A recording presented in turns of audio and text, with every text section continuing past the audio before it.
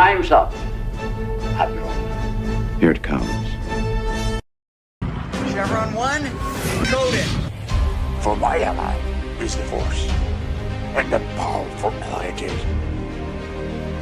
Life creates it, makes it grow. You failed, Your Highness. I am a Jedi, like my father before me.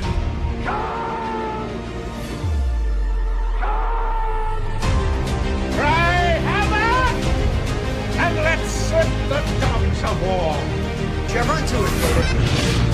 Conan, what is best in life?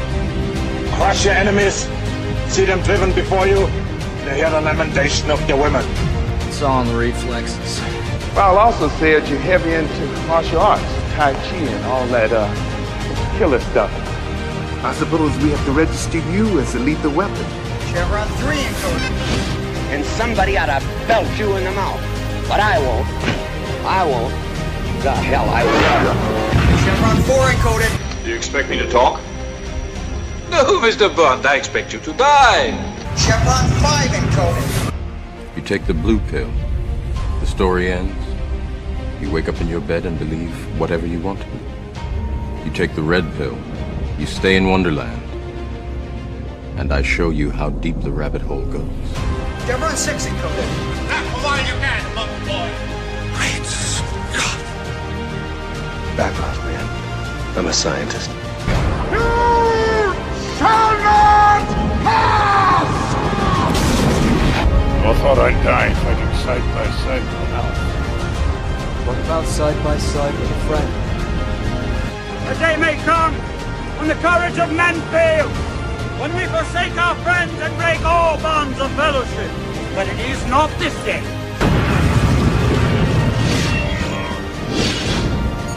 Chevron 7 is locked.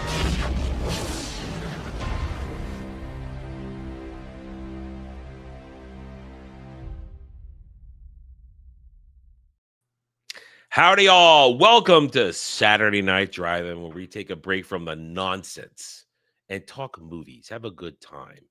Jed, it's not my birthday anymore. It's not. Yeah, It's not. The yearly celebrations must unfortunately come to an end. The national holiday's over. The oldest man alive cannot be celebrated year-round. Yeah, but how are you doing? I'm doing great. I'm excited to be here talking about a good movie. Mm-hmm. This is from an era when even low-budget, kind of forgettable movies like this had such quality. It's refreshing. And with everything going on in the world right now, it's great to just watch a movie like this, let alone talk about good dad movie. Like a good dad movie.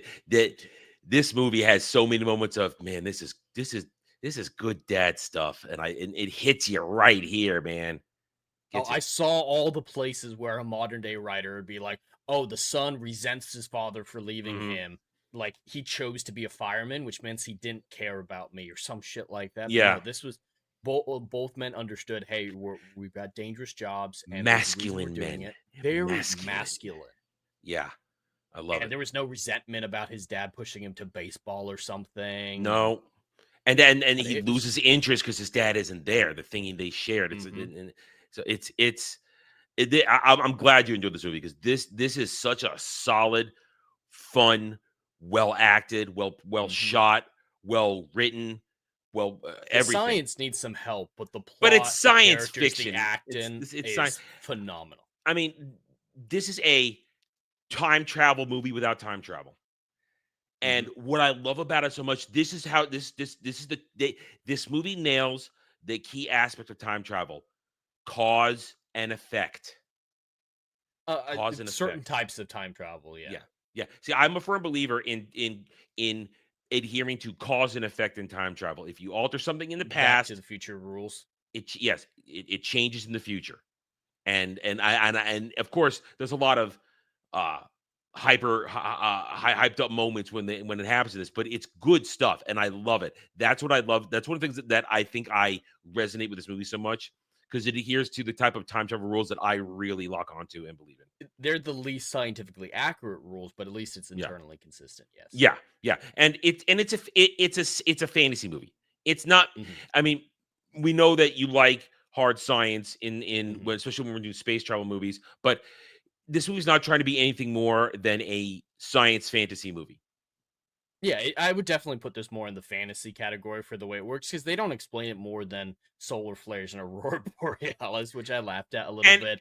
And but they it- brought Brian Greene on, who's a real world physicist, and they really messed with it. But like the old age makeup they put on him in the 90s was bizarre, because he was a young man in the 90s. So what you saw of him on TV in the 60s is what he actually looked like. Well, I think it was him, but not him, is what it's supposed to be. Because and good practical makeup in this movie too. Very good age practical makeup on some of the actors. I don't agree with that. I thought the makeup was pretty rough. Very low The budget. Dennis Quaid one is, but everybody else decent aging up stuff. I mean, I was okay with it. I'm okay with it. Oh, it's functional, absolutely, but it doesn't blow me away. Like, this isn't one that I'm gonna like. Oh yeah, the special effects or makeup are great. Well, it's like, it's low budget, functional. The practical effects are standard year 2000 explosion effects and firearms, stuff like that. And it was basic aging, but it didn't look.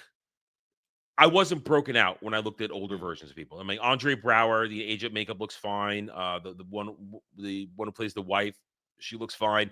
The only one I will say is the Dennis Quaid one at the end. That's a little off-putting because they probably did that in one day for that one shot, and then follow-up shot in the baseball field. That was it. They probably didn't have him do the Dennis Quaid nailed the old man run in that scene. He did, didn't he? When he was going between the bases. Yeah, he did. Anyway, so let's get in. So, hail and hi to the chats. We're happy to have you guys here with us this evening. Hit those like buttons. Sit back, relax. Let's talk frequency. Year 2000. Jim Caviezel, Dennis Quaid. Dennis Quaid, an established star. Jim Caviezel, kind of just starting out at this point. This is one of his. This was the same year Passion came out, though, right? I think so. So this would have been about the height of Jim Caviezel's career. Yeah, but he hadn't really had anything break out. This is now he's making a name for himself, where he'll make a few good movies, he'll have a good TV show, and then he'll just kind of be an actor until now. He just kind of does stuff, but he's not a known name yet. This is right. He's about where he's becoming a known name. People know Andre Braugher, and the rest of the cast is kind of just a lot of side actors who come and go through movies, stuff like that. But Dennis Quaid and Jim Caviezel really do carry this movie with the father-son dynamic. I'm a big fan of Dennis Quaid. I enjoy him as an actor. Although I will say their New York accents, that's where I'm going to take points off. It's jarring. I almost feel like their borderline Bostonian accents is the problem for a part of me. They don't quite nail the New Yorkese, especially out of Queens. And personality-wise, they seem way more like Boston, New England. That just feels like what they should be. Yeah, so they could just set it in Boston. I don't think the city makes that much of an impact. It doesn't. Well, actually, it does for the World Series, for being a Mets fan. You can't be a Mets fan and be from Boston. That's true. You would just have to change the team. Yeah, but probably historically, they needed it for that World Series, right? So that's a fair point. It had to do that. But if I'm going to have one complaint, it's their accents. Their accents bother me in this movie because I think they're trying a little too hard. And Dennis Quaid is not known for accents. So I don't think he has a whole lot of range. He does a couple things very, very well. Yeah. I really like him as an actor, but being a lovable dad figure is his sweet spot. That and the ultra villain, those roles he nails. Or kind of just happy-go-lucky guy, because he was really. One of the first times I saw him as a kid was Inner Space, with where he gets shrunk down in the machine in an exploratory device and accidentally gets injected into Martin Short instead of where he's supposed to be injected, and they go on an adventure as people try to steal the technology. It's also got Meg Ryan, I think, in it too. I might need to watch that one. That sounds interesting. It's an interesting. It's got Robert Picardo in it as an assassin. So the science is going to make you cry, but I mean that happens most times I watch movies. Yeah. So I can't divorce myself from it if it's at least internally consistent. But he's done some great roles, like Enemy Mine. He's great in that. I didn't love the plot of that movie, but I thought his performance was phenomenal. I like him in the Parent Trap remake. He's excellent. That's the definitive version for me. I know it is controversial. But no, it's not. Up with. It's not. No, it's not. I will say it's much better than the Haley Mills version. It is. It flows a lot better. It feels a lot more natural. They improved the twinning technology so much by then, and of course he is great in that. Dennis Quaid excels in good dad roles. He excels in them. So here we have. So we have a son who's a cop whose dad was a fireman, and 30 years ago his dad died in a fire because he just essentially chose his wrong escape route when there was a malfunction with a ladder. And initially that sounds worrying, like, oh, he chose the wrong escape route. Was it obvious? But when we actually get to that scene, every single person out there would make the same decision he initially did. Yeah. One way has no fire, another way is consumed by fire. Which way you're gonna go? So that kind of makes it a lot more heartbreaking, in my opinion, because Jim Caviezel's like, hey, he just had to go the other way, just go the other way. In his brain, it was so simple. But when you're in that moment, you see the torture on his Dennis instincts. Quaid's face. Yeah, he's everything my am body I gonna and trust my eyes this? are telling me is this way is safe, that way is dangerous. And that made that scene so much better. Just because the at that point, he hasn't bought in that that's his son in the future yet. He hasn't bought into it yet. Not quite. He's starting to with the World Series, and yeah.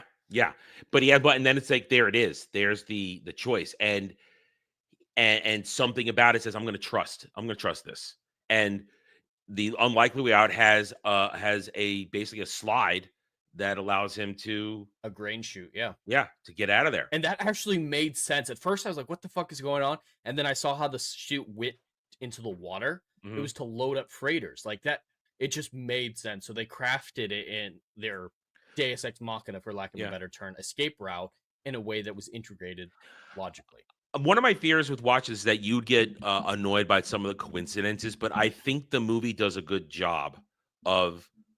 There weren't any coincidences that jumped out at me. The only thing that plot-wise that bothered me, because besides the science, that was my own thing. I don't actually. You could take that out of it.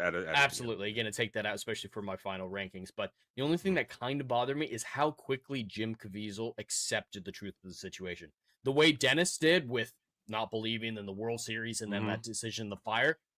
Phenomenally well done. Love that sequence. Love his emotion, the arc, and everything like that. But Jim Caviezel's like, you kind of sound like my dad. And then he sees the burnt on the desk. He's like, wow, you're from the past. And he just immediately knows what it is just because he sees the burn on the desk. The burn on the desk is really good evidence, but it's still like he doesn't even question it, doesn't think, all right, how is this actually happening? He just immediately accepts it and immediately starts convincing Dennis with the correct information. I thought you'd have a problem with the outcome of that, where because he's alive and he visits his wife in the hospital, the Nightingale killer, the bad cop, survives. But see, I was ready to argue that's what I'm talking about, cause and effect. You change one thing, and then it's a domino effect of events that just play out entirely differently. There's a million things that could have changed so drastically to make them want to try to fix things. So it being a serial killer, I was a little bit worried about that. It felt kind of cliche at first, but I love what they did with it. So I'm all right with that. So them are the mother saving the serial killer in the hospital. That I don't see as a coincidence. Makes sense. It would have been something else. It would have absolutely been something else.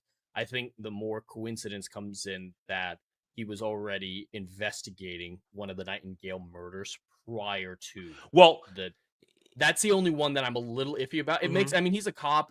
It's just after 30 years, you find the body the day before. Like, that's the coincidence part. Him being on the case isn't necessarily a problem. Just that's the closest thing I would say is the coincidence that might bother me. I mean, for me, the way I look at that, I really like the way the story is laid out, because the first act is saving the father, but they plant the seeds for the remaining 2/3 of the movie in the first act. So you don't realize that the Nightingale murders, the Nightingale killer, that's the actual rest of the story when you're hearing the first act. You're like, oh, we're just getting some scenery here as he's going about his job.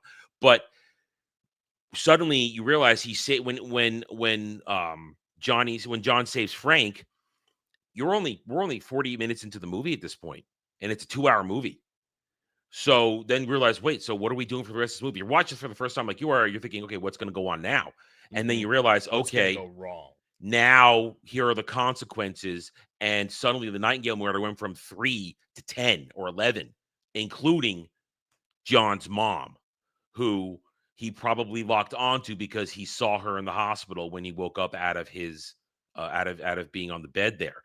So I really like the way it plays. And then suddenly now we've gone from basically let's change the future to, oh shit, we have to change the future, but we're in the middle of a murder thriller here. We're in the middle of a thriller movie now. We're racing back and forth. And I really like the way the movie is shot at certain points where it's jumping back and forth in the present and the past. And it's overlaid great, especially in that final confrontation scene. We'll get to that. But so you have this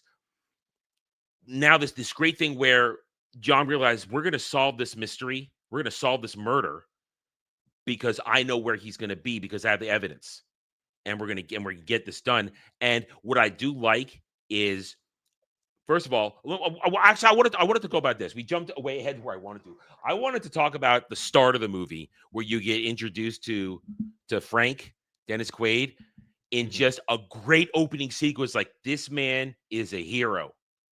This man bravely dives in there. It's what those firefighters do. You have to have that mentality. You rush in, and you do that stuff. And that it's a great scene was a little jarring for me because it feels so tonally different from the rest of the movie. Like that rescue scene with the spilled gas tanker, it feels so a little over the top, dramatic action, and a little cheesy, honestly. And I was accepting that. It's like, all right, this is going to be the type of movie. It's going to be kind of dumb fun like this, absolutely. And then the rest of the film is incredibly grounded, serious. The rescue, the fire at the warehouse, that one's slow, methodical, not hero poses or anything like that. So I do have a little bit of a problem. You're correct that it sets up his character very well. That's why I like it, because it sets up Frank. Just the setting of that is just jarring. It would have been fine in another type of movie, but I would have appreciated a rescue that established all that. I can see what you're saying. And I guess it's not movie breaking. Oh yeah, just, I guess I don't see it like that because all I'm seeing is the introduction of one of our heroes as this brave guy who's gonna go to the limit to get the job done, and then when it involves his family, he'll go even farther. And that's why I really love the introduction of Frank, and then you get the introduction of John after we learn that Frank is dead. After we get that great past introduction in. One of the things I love is you realize that this goes back to the whole good dad thing. John is a better man the more his father is in his life. And I love that because then you start John and he's standing there essentially helpless as the woman he knows he loves is leaving him.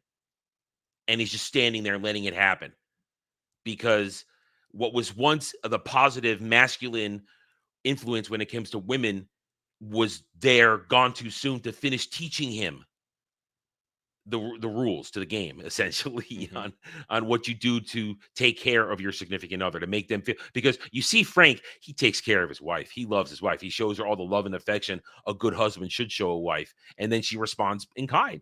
And it's a great family dynamic.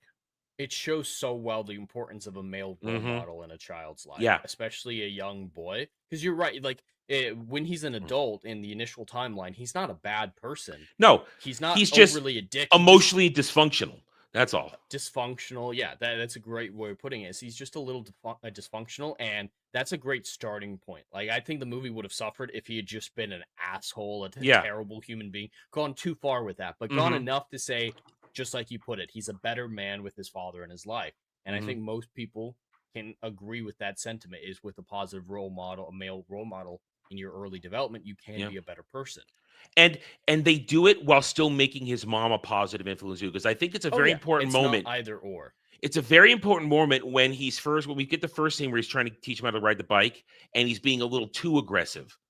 And then you get that softening influence of the mom. It's like, listen, he wants to, he knows you're trying to help, but lighten up a little bit. And then later on, after the fire, where he says, this time I'm not going to let go. I'm going to hold on till you tell me ready. I'm not going to simply throw you into the pool, essentially, for just using a metaphor, and make you swim.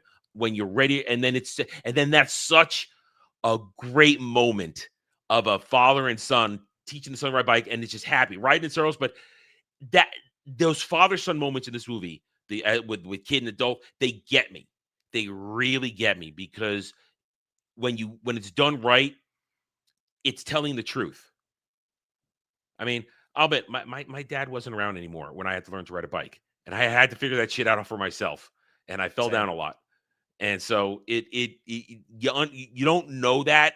I guess that's why it hits home, because that's kind of stuff I didn't have a lot of that stuff. Now, I mean, my stepdad taught me a lot of things, usually electronic stuff, and he did some proper dad stuff, but the stuff of when it comes to sports or private moments of that I didn't have that. I didn't have that. And I see it and I resonate with it because I know that it's important, and I wish I'd had stuff like that. So that's why, and even 100% feel the same way. Yeah. Similar background where I didn't have that positive role model, and it's hit home when you see it and see it done so well. Like, it's not done cheesily just to rip an emotional reaction from the audience. It's integrated well, and it's essential. Yeah. Jim Caviezel and Dennis Quaid don't share a scene together until the very, very end. Yeah. Yet I believe their relationship because I saw it in its earliest stages. Like, they're both giving phenomenal performances, especially because they're not, they're not actually in the room with each other. They don't have anyone to play off of.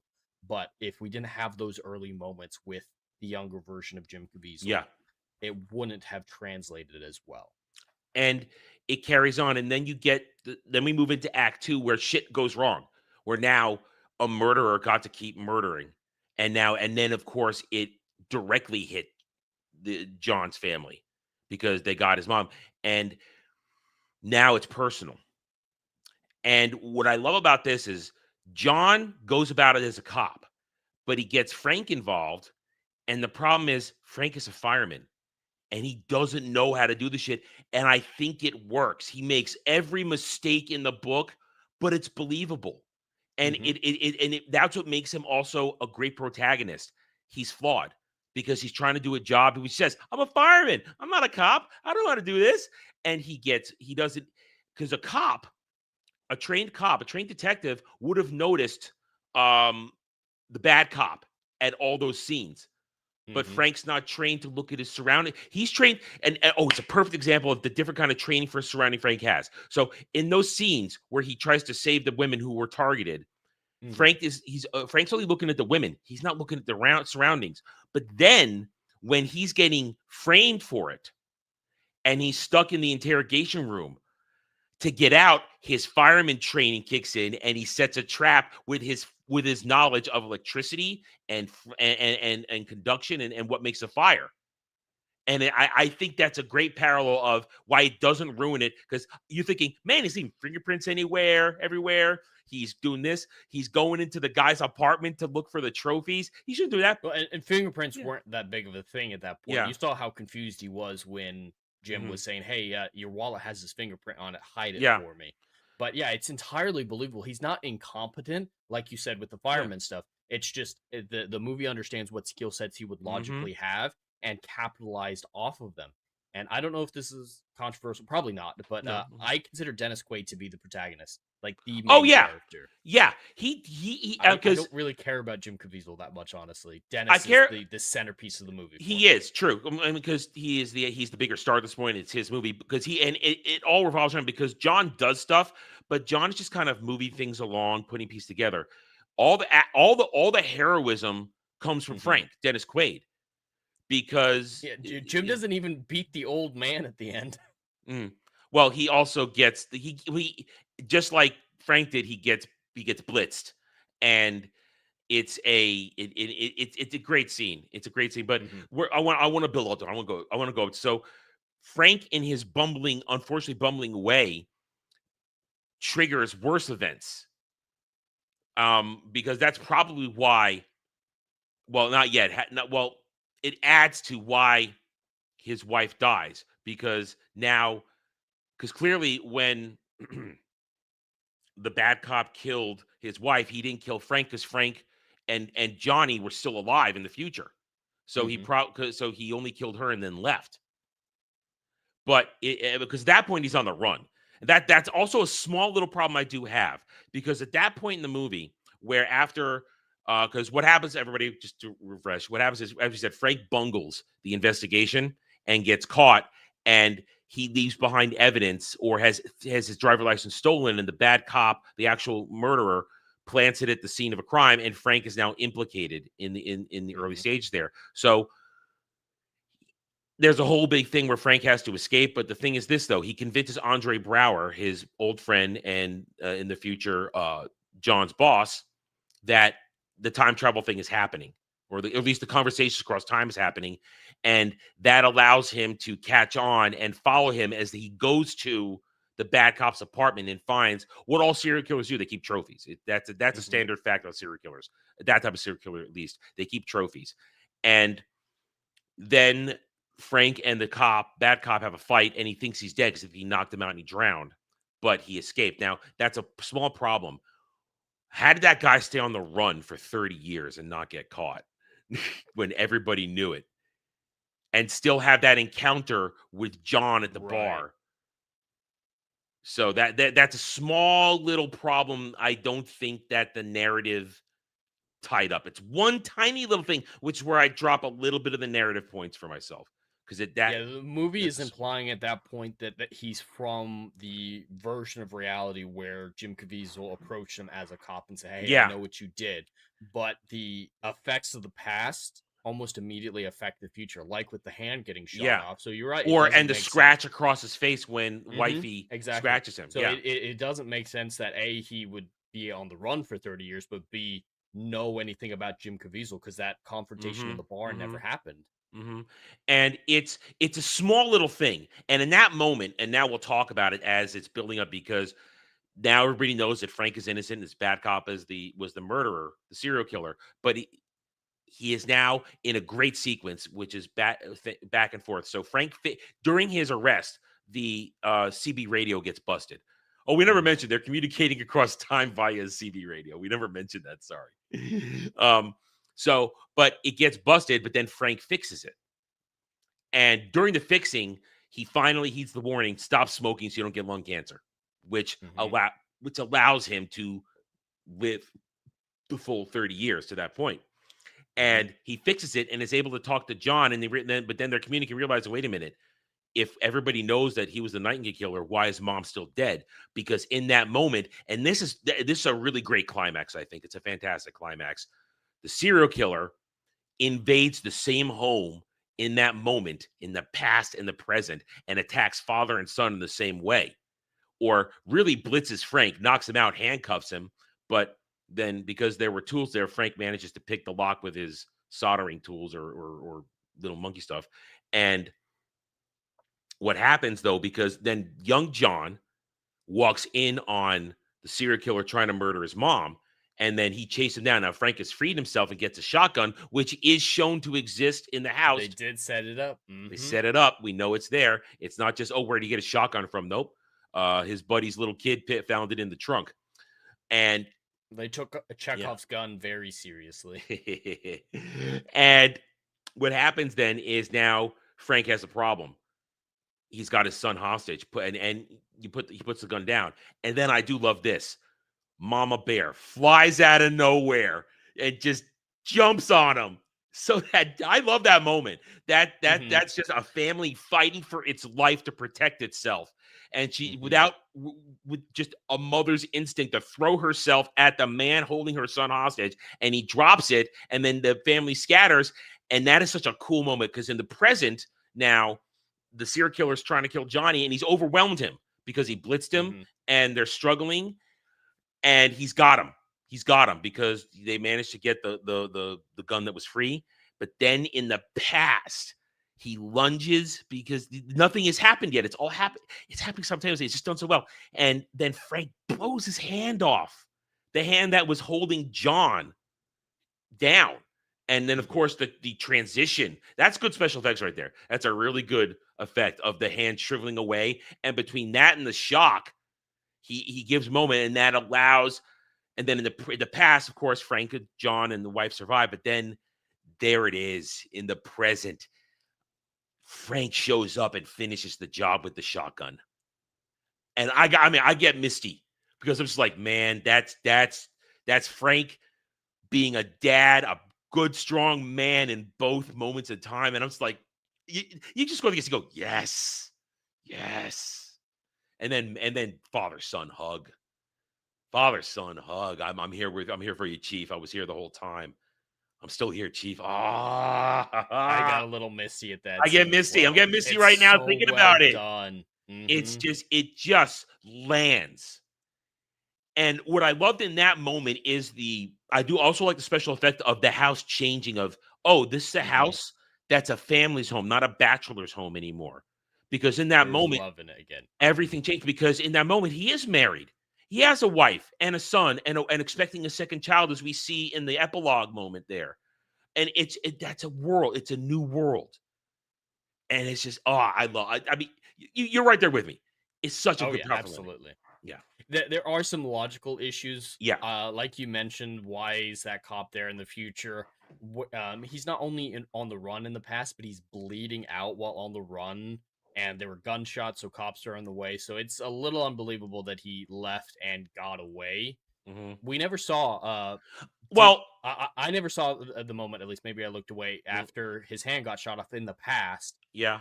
Did Dennis Quaid let him go? He ran. He just ran. He ran because in that moment. See, I can believe him going to the house because he's out. Even though he's on the run, he wants revenge for everything, for what Frank did to ruin his perfect murder, that his murder spree. I mean, that guy committed matricide. That's how fucked up he was. He committed matricide, killed his own mother, and let his dad think that somebody else did it. That's how fucked up he was. But you're right. He ran away, and that is the fallacy. Why does he say, now I'm going to steal your life to John, if that conversation probably didn't happen if he's a man on the run for 30 years? So it's a small narrative fallacy. It's a price to pay for a great payoff. Yeah. I will dock the point, but I will accept it for such a great, an amazingly shot pair of scenes. And like the editing is just flawless in that moment, in all those moments, as the different fights are happening, all this stuff happening, and then with old man Frank showing up with a shotgun, because it's just it's poetic. It's symmetry. It's just symmetry, and I love it. And it's how you deserve a good ending like this for a good movie. Oh, absolutely. I was worried that they were going to go the normal time travel law, which is, to be fair, a more scientifically accurate way to do it. You've got to restore the timeline in some way, so Dennis would die in the past to restore the course of events. I was thinking that was the way it was going to go, but that doesn't fit with the emotional relationship at the heart of this, because more than anything else, this is a father-son story. Yeah. So the time travel payoffs that you'd expect from a time travel movie don't make sense in a father-son story. So I'm glad they went for a little obvious. It's kind of obvious, but not cliche at the same time. Yeah. So I really appreciate the way they went about that. And it's you got it right. It's the emotional beat that hits, and it's what you want. This is what you want in this movie. You don't want, I don't want the time travel theory where time is going to correct itself. Time always wants to go back to its original thing, inclining that time has a sentience of sorts. That's definitely Stephen Hawking's philosophy, or was. And since I'm not a hard science guy, I'm going to lean to fantasy stuff, because at the moment, time travel is not reality; it is simply theory, and therefore I will apply all the fantasy I want to it. Yeah, I will apply all the fantasy I want to it, and therefore I believe I like cause and effect. I like cause and effect, so it hits just right, and then you get this great thing where it shows this is what their life should have been and is now.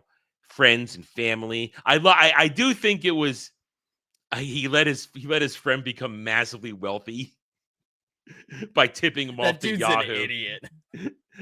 But that montage, I think, hit me the hardest, though, when you're seeing all those great father-son and the family moms there too. So the family moments that we would have otherwise missed out on. That montage is phenomenal. Montages are so hard to get right. If you talk to filmmakers, montages are the double-edged sword of filmmaking. They're so hard to nail without feeling rushed, chaotic, unearned. But this one was 100% done perfectly. And in the 80s, a montage in the 80s was one of two things: either a training montage a la Rocky, or everybody's working hard to complete this task, where we're rebuilding this, or we're making this over here and that. That's where that was an 80s montage, and montages went away. But this is the happy ending montage of showing family, showing the change, showing how I always said before, how a father in a man's life like that makes him better. He makes the better choices, because you see those extra moments where he's there in his teenage years, and he's there helping him, and he's probably there when he blows out his arm, when he's to help him not be so down about it for an important If moment. he still did that. Well, he probably blew out his arm either way. I mean, that meant his arm was probably always never going to stand up to the rigor of being a baseball player. But it all comes together so nicely, and I love happy endings. Not everything has to be pessimistic or hard or gritty or have a bittersweet moment. No, give me this happy ending where a family is together and the family continues on, and you get what you deserve. Happiness. Small stakes but huge payoff. Yeah, and it's got him, because this is a ground level stopping a murderer that didn't kill tens of millions, thousands of people, killed people that were important in the world, but still, it didn't change the world, but it changed these people. And it's nice to see the bad guy loses, the good guys win, and the good guys get everything they deserve. Happiness. So love it. So as we round out here, I guess I want to say the performances are all very solid. Dennis Quaid and Jim Caviezel do a fantastic job. They carry the movie.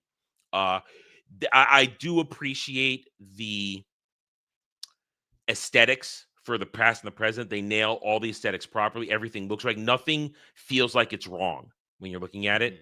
It looks like the 60s. It sounds like the 60s. People behave like there. No modern linguistics appear in the 60s. It's all proper. And then it's proper in the year 2000. Well, 1999.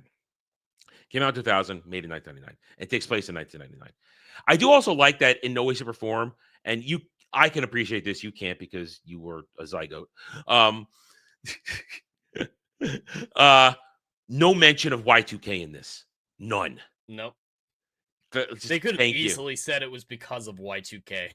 Something like that. Something retarded. That would have diminished it. But I really like that it was simply they because that, you have to say, in that period of time, everything had Y2K all over it. Everything, all media was everywhere. And this is literally right in moment, and they didn't put it in there because it would have hurt the narrative. And I appreciate that. Let's see. Choreography's fine. Music is what it is. It's scene music. There's no soundtrack to this. It's just outside outstanding. Outside licensed things. So, but it's a well-crafted, well-shot, well-directed, well-acted.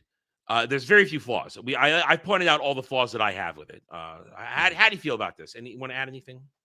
So yeah, there's two things I want to talk about real quick at the end. One is just the editing. Again, we talked about the cinematography and the editing being phenomenal when it came to intersplicing the past and the present. But they use a technique from the era that was really popularized with The Matrix, but it's so effective, yet I doubt you even noticed it. And that's when it's done very well, is you color grade scenes differently based on what time period they took place in, but not in an obvious way. Like The Flash does it for Earth 1 versus Earth 2, but they oversaturate it to hell, and you're like, yeah, of course, this is Earth 2.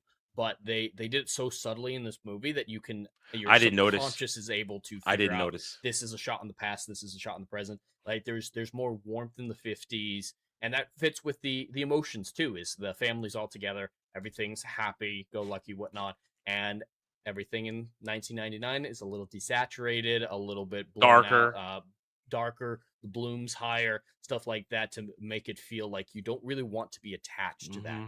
But in the epilogue, they took the grading techniques from the past and applied it to the present. So it's narrative. I don't notice that stuff. Grading. That's good. You see that you notice that stuff. I don't, and that's great. That's a fantastic point. And that's another form of storytelling, imagery. Oh, and show don't tell. it's a very effective one that a lot of movies do. The Matrix popularized. I don't know if you've ever noticed in the Matrix, when they're inside the Matrix, everything's got a little bit of a green tint, and when they're in the real world, everything's got a little bit of blue tint. So your brain starts to recognize the color difference. But yeah, if you watch it again, blue is the real world, green is the computer world. Next time I watch that, and only that, because I only watched the first one now. I don't watch the other ones. And those color choices actually made sense with the green code that they went through in that movie. Like all the Matrix code is physically green, so everything's a little green tinted. So a lot of movies do it, but this movie is a perfect example of its subtlety, because you're not very supposed subtle to notice it. I didn't notice it. To notice it. I've seen this movie. Felt the response to it. I think your subconscious picks up on it. I think this is the third or fourth time I've seen this movie, and I didn't pick up on it at all. So, well, there you have it. I don't know much. Oh, you got one more thing? Yeah. The other thing I want to talk about was really quick, the serial killer.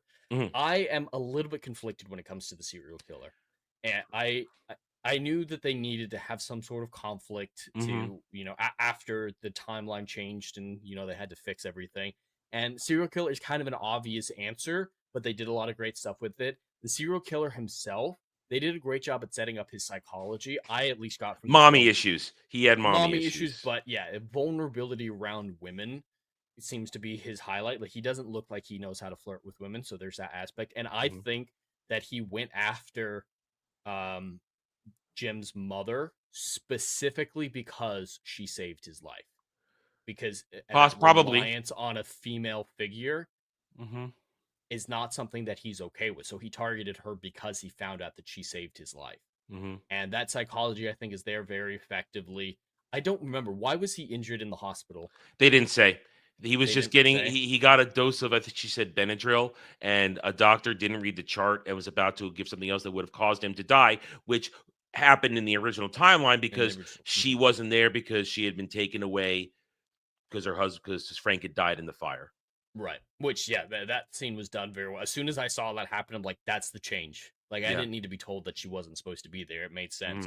But yeah, I think they established his psychology very well, but they didn't establish his character very well. If that makes sense. That you are correct. That is something I agree with you. Yeah, he's just the bad guy. He's just the bad guy. And that scene you mentioned earlier where Dennis Quaid breaks into his apartment and finds the stash, that scene is so fucking awkward. It just with them walking around the hallway or the there's that last moment with the mirror and the that is an awkwardly shot scene. I agree. It's very awkward, and it does feel like it's just all right. We're almost at the end. We've got to hurry through this and find a reason for them to find out that he is the serial killer. So leaving the box of souvenirs behind, the cop showing up a moment later. It is a perfect storm. In that moment there, he had already told Andre Barrow's character Satch. No, it makes sense that they're coming to check it out, especially since he's believing about the and also because Satch's partner had interacted with him in the precinct. So there's enough now circumstantial evidence to say, okay, let's look at this guy. Let's take a look. 100%. Yeah, but it's just the framing of that scene. I agree. Really bothered by, and I think those problems apply to every character besides the father-son.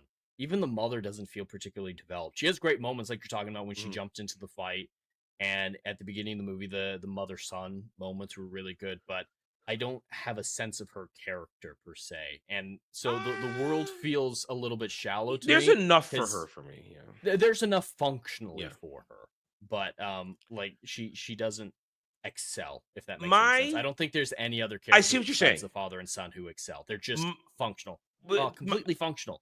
Yeah, my counter to that is this about Frank and John.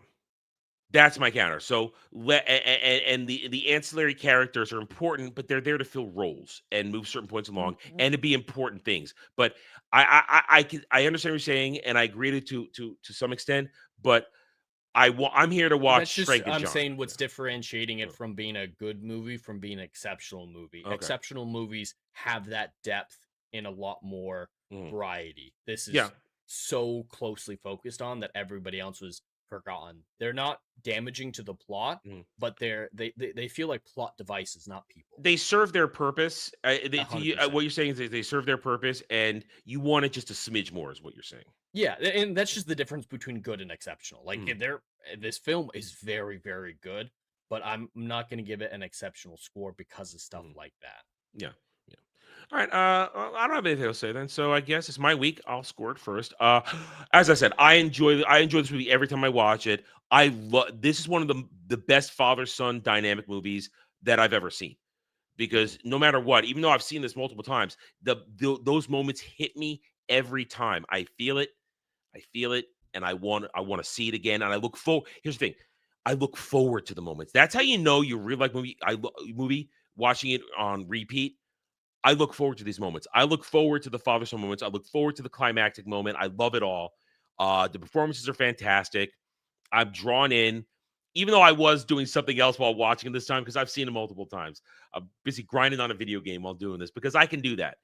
Because I can listen to it, and the way my brain works, I can still see it, even though it's like this peripheral vision, plus I know what's going on. But I enjoy this movie. It's a lot of fun. I recommend it to everybody. That's why I'm going to give it an 8.5 out of 10. We lose the points for a couple of the things you described, a couple camera things, and that small inconsistency of the narrative in the climax. As someone who has a specific story I'm going to tell one day that deals with time travel, you got to make sure you tie up every temporal knot. Got to tie them all up, make sure everything lines up in those moments, or at least have in-world explanations as to maybe why it doesn't in that moment. But one of my favorites is, well, this person is infected because they are temporarily sensitive, and therefore when time changes, it flows around them because they've already mixed with temporal energies. I'll put a fantasy aspect twist on it because I deal with fantasy more than science fiction. So, but that's the thing that gives it, and the accents. I have a problem with their Queen's accents. It just doesn't land for me. Maybe it's because I've heard my mom's Brooklyn accent, or what remains of it, all my years. And since I was only a child when I lived in Manhattan, I didn't really come away. I had a Jersey accent, with my mom had to figuratively beat out of me the flat Jersey A. She made sure that thing did not carry on. I'm sure I have, because I've lived where I've lived for so many years. I'm probably sure a linguist could pick up whatever traits I have from where I live in my accent. I don't think I have. Do I have an accent at all? Do you have an accent when I speak? I'm not one that's placeable. Yeah. Like there's nothing distinct about it that I would say is one thing or another. So I don't think I have much of an accent anywhere. Sometimes if I play on something, I will. But anyway, so 8.5 out of 10. I enjoy this movie. Recommend to everybody. All right, Jed, go.